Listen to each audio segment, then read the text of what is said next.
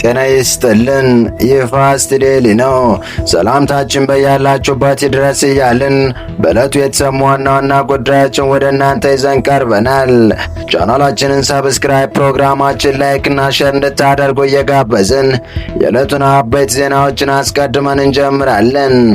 ኢትዮጵያ የባህር በር ያስፈልገኛል በሚል በጠቅላይ ሚኒስትር አብይ አህመድ ፍላጎቷን ከፍ ካደረገችበት ጊዜ አንስቶ ጥያቄው ተገቢ ነው የሚሉ የተለያዩ የድጋፍ ድምጾች ከተለያዩ አቅጣጫዎች መሰማታቸው ቀጥሏል። በተደጋጋሚ የኢትዮጵያን ወደ ቀይ ባህር መመለስ እንደምትደግፍ ሲገልጽ የነበረችው አሜሪካም የኢትዮጵያ ወደ ቀይ ባህር መመለስ ለሷ ብቻ ሳይሆን ለኔም ጥቅሙ የጎላ ነው ስትል ድጋፏን አጠናክራ ቀጥላለች።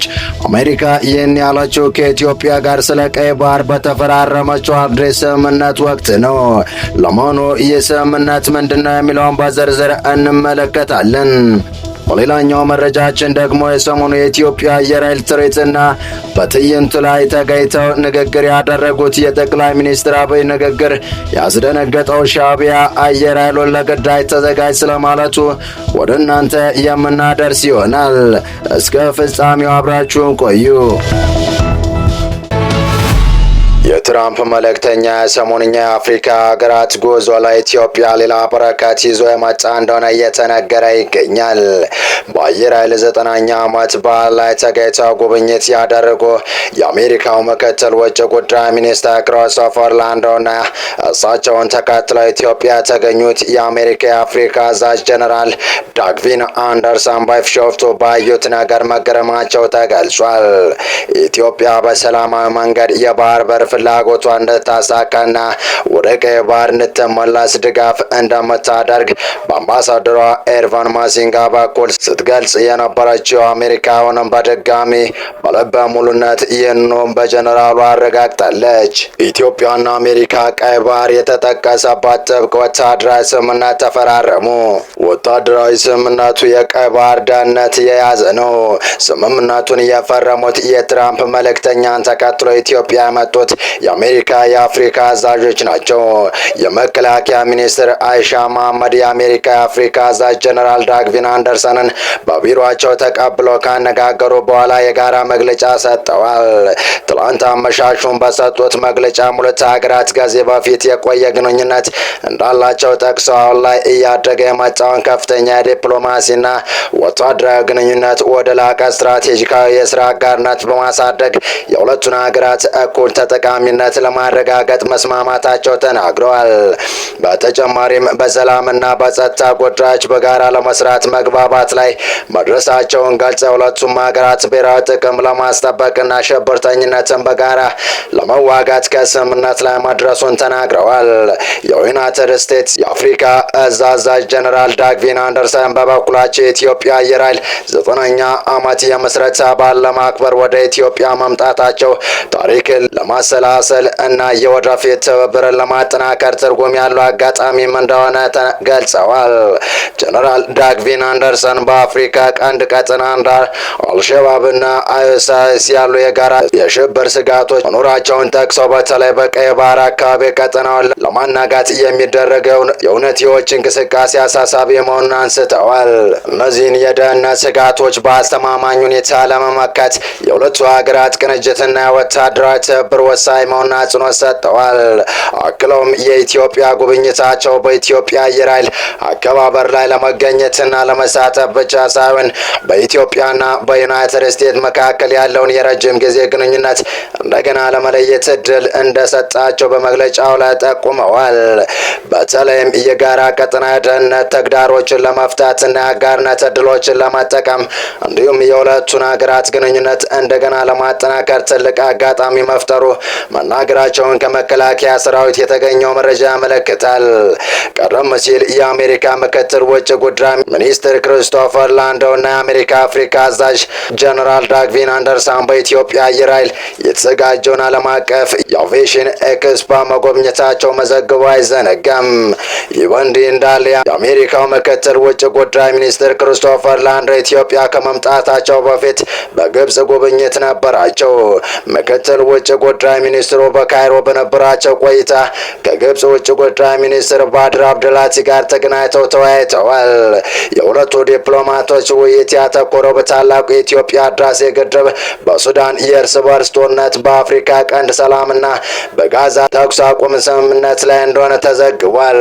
ከላንዳው የአፍሪካ ጉዞ ጥቂት ቀናት አስቀድሞ የአሜሪካው ፕሬዝዳንት ዶናልድ ትራምፕ ኢትዮጵያና ግብጽ በታላቁ የህዳሴ ግድብ ምክንያት የገቡበትን ውዝግብ ለመፍታት እንደሚሹ ማስታወቃቸው አይዘነጋም።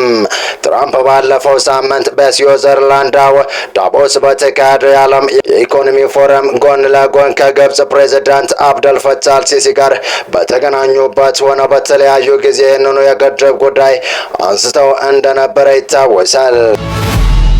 በቀጣይ መረጃ ከሰሞኑ በቢሾፍቱ ሰማይ ላይ እንዳሻቸው ሲወነጨፉ የነበሩ ጀቶችን የተመለከቱ ኢሳያስ በድንጋጤ አየር ኃይላቸው ለግዳጅ ዝግጁ እንዲሆን አዘዋል።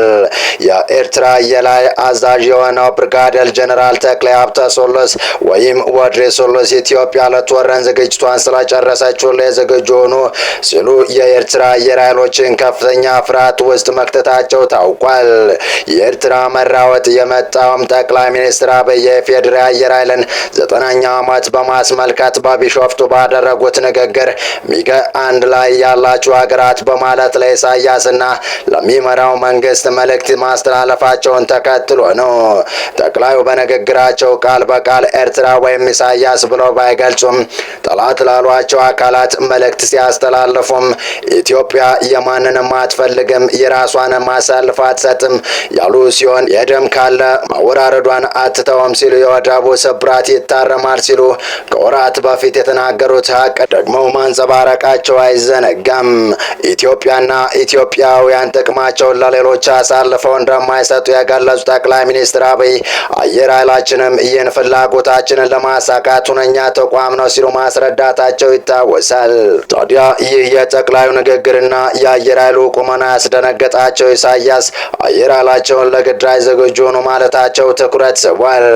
ኤርትራ አሰብን አሳልፌ አልሰጥም በሚል ከኢትዮጵያ ጋር ተፋጣ በምትገኝበት በዚህ ጊዜ ኢትዮጵያ አቅሟን ለዓለም ሳሳይታ ዓለም መገረሙን የቀጠለ ሲሆን ኢሳያስንና አገዛዙን ግን አሁንም ድንጋጤ ውስጥ ከቷል።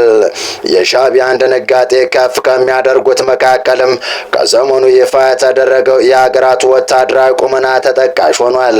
ኤርትራ በወታደራዊ አቅም ከ145 ሀገራት መካከል 119ኛ ስፍራ ላይ እንደምትገኝ የተገለጸ ሲሆን ይህም ከኢትዮጵያ ጋር ሲነጻጸር በደረጃ እንኳን እጅግ ዝቅተኛና ለማነጻጸርም የማይመች ደረጃ ላይ ትገኛለች። ለሀገራት በሚሰጠው የኃይል ምዘና ነጥብ ለኤርትራ 2.6841 ተሰጥቷል። ይህም ሆኖ ኤርትራ ከዚህ ቀደም በዝርዝሩ ከነበራት ስፍራ ከፍ ማለቷ ተገልጿል። አጠቃላይ የአውሮፕላኖች መጠን 20 ሲሆን ዝግጁነት 7 ነው።